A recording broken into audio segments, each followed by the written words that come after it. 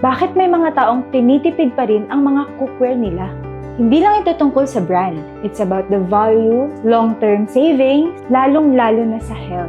Dati, ang iniisip ko lang sa cookware ay presyo. Kung mas mura, mas okay. Hanggang sa napansin kong mas madali itong masira at mabilis kumalawang. Pwedeng may harmful chemicals na humahalo sa pagkain namin. And that's when I realized investing in high-quality cookwares, it's not an expense,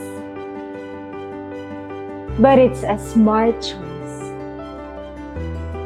Premium cookware, especially those made with superior materials, like special advanced signs, ensures even cooking, longer durability, and healthy meals. Kapag hindi ka palit ng cookware, mas makakatipid ka. At higit sa lahat, you're cooking safer and better for your family. Mas efficient, mas healthy, at mas masarap ang luto every single time.